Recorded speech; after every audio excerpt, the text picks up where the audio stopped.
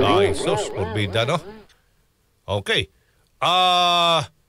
Nationwide, ito, to verify the actual progress and existence of projects sa ilalim po ng gobyerno, infra program sa likod po ng mga concerns over so-called ghost projects. Dali lang, ito muna tayo. Si Aljo Bendijo sa DCXL News. Makakausap natin ngayon si Sir J. Daniel Santiago, ang General Manager ng Philippine Ports Authority. Magandang umaga po, Sir J. GM. Good morning po, Sir Aljo, at magandang umaga din po sa lahat ng nakikinig at nanonood sa atin ngayong umagang to. Binira ho kayo ni Senador Raffy Tulfo, ang PPA, for spending 879,000 for each, bawat isa daw, body-worn camera ng PPA personnel. Overpriced ho. Ano pong paliwanag dito ng PPA, GM?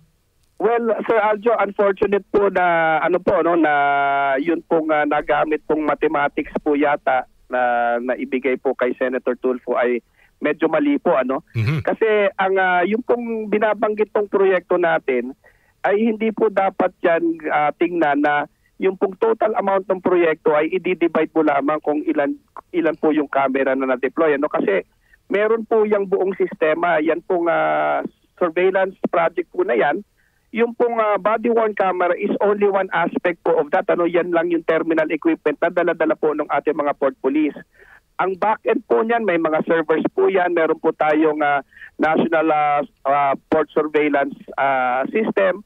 Meron po tayong internet at satellite connection po dyan. Meron po tayong warranty dyan. Meron po tayong hardware pa po dyan, at saka software. So medyo hindi po akma yata na yung pong total amount ng proyekto ay i-impute lamang po natin doon sa maliliit na unit ng camera dahil hindi po yung makatotohanan yung computation po na yon. Pero hindi kumbinsido dito si Senator Raffy, GM. Kasi sabi niya, yung body-worn camera na yan ay talagang nakikita niyang overpriced at nais niyang paimbestigahan ito sa DOTR through Secretary Giovanni Lopez. Kasi sabi niya, itong mga camera na ito, this could be bought as low as 6,000 pesos in online shopping platforms. Well, Sir Aljo, ganito po, kami naman po, tayo po ay pinaninindigan po natin yung pong proyektong yan, kontratang yan. At bukas po ang PPA sa anuman pong audit or review ng transaction po na yan. In fact, 2020 pa po yun at 2021 at simula po noon, mahigit 4 na taon na, wala naman pong findings ng Commission on Audit dyan. But be that as it may, kung gusto pong busisiin yan, wala naman po tayong problema. Mabanggit ko lamang po sa Alvin yung pong sinasabi nga po na yan po ay maaari pong mabili sa Shopee o sa Lazada. Hindi din po sa amin pong palagay, hindi din po siguro comparable at makatotohanan po yun dahil unang-una po, ang government agencies po, sa pagkakaalam ko, talagang hindi po pwedeng makabili yata sa Shopee o Lazada.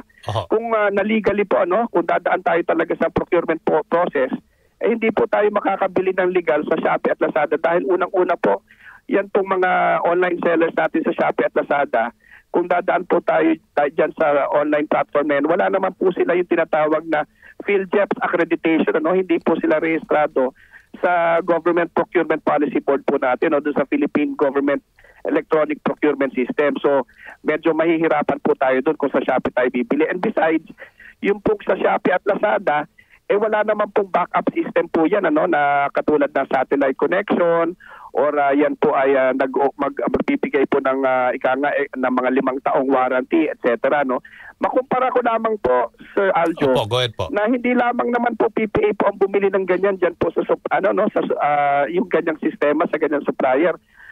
In fact, ang Philippine Coast Guard po, mas mahal po, mas malaki po yung kontrata na binili nila for a similar system.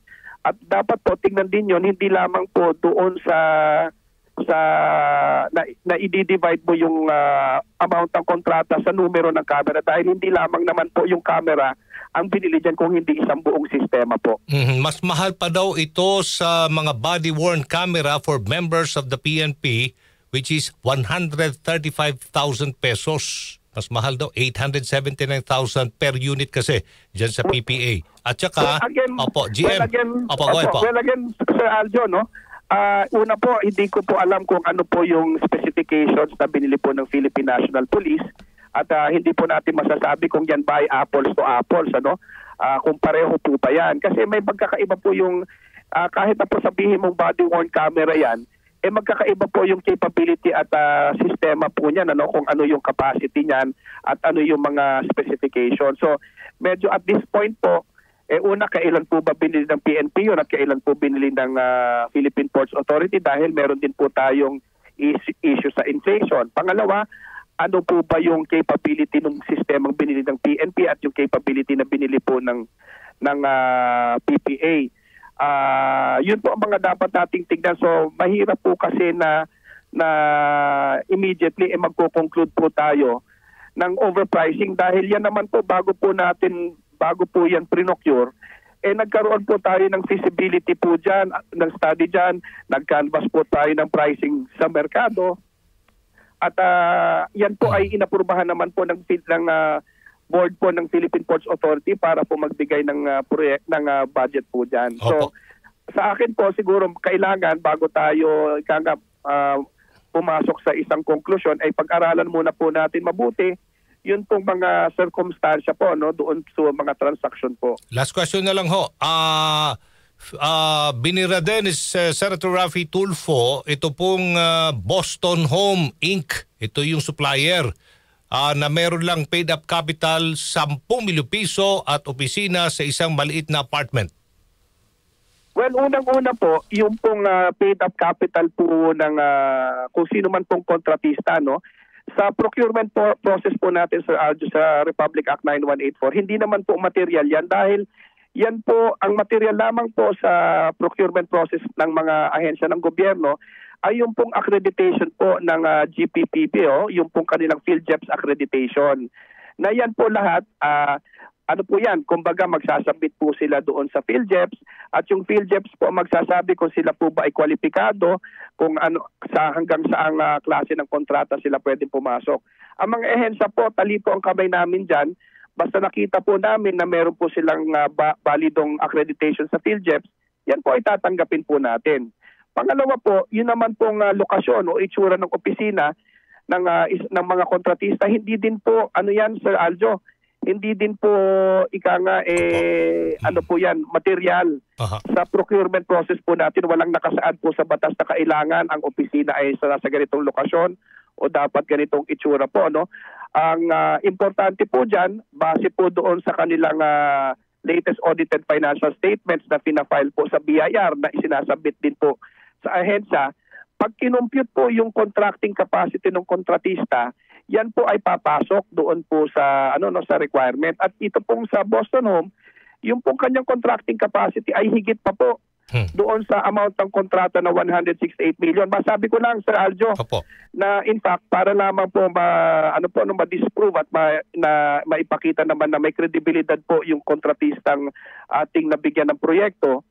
As late as June 2024 po, yan pong Boston Home ay nakakuha din po ng kontrata sa Bangko Sentral ng Pilipinas na nagkakahalaga po ng halos 1.1 billion.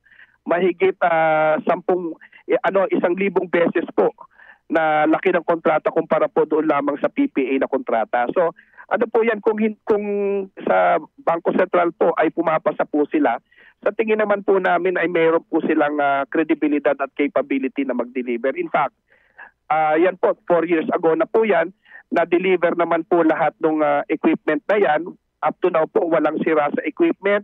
Nagagamit po yan, napapakinabangan natin, umaandar. At yan po, bago dineliver po yan, Sir Aljo, hindi po tayo nagbayad ng kahit anong down payment or advance payment yan. Yan po ay binayaran after delivery and commissioning na po. Opo. Panguling mensahe na lang, sir, pasensya na po. Baka tao kasi ngayon medyo sensitive na sa usapin ng ganito.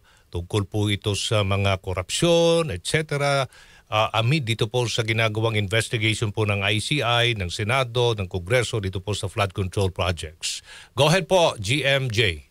Well, maraming salamat po sa opportunity, Sir Aljo. No? At naiintindihan po natin yan. Pero Tayo po, sa loob po ng 9 na taon po nating panunungkulan bilang General Manager po ng Philippine Ports Authority, isinaayos po natin ang lahat ng sistema po dyan, lalong-lalo na po dyan sa procurement. At yung pong proyektong yan ay pinaninindigan po namin kasama po yung members po ng Bids and Awards Committee po na nagproseso po niya ng PPA. Sir Aljo, alam mo, sa totoo lang, tama po kayo. Sa panahon po ngayon, napakahirap po talaga magtrabaho sa pamahalaan, lalong-lalo na po dahil sa kalagitnaan po nitong black eye po natin dito sa mga iskandalo dyan sa flood control project.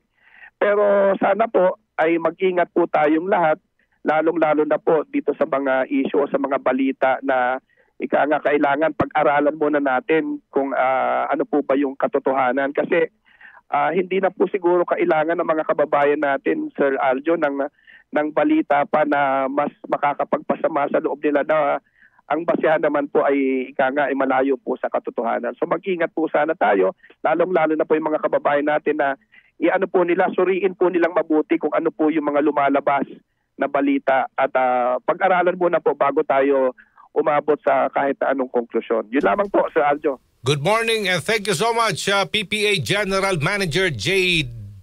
Daniel Santiago. Good morning po, Sir GM. Thank you so much. Thank you po, sir. Thank you po. Good morning!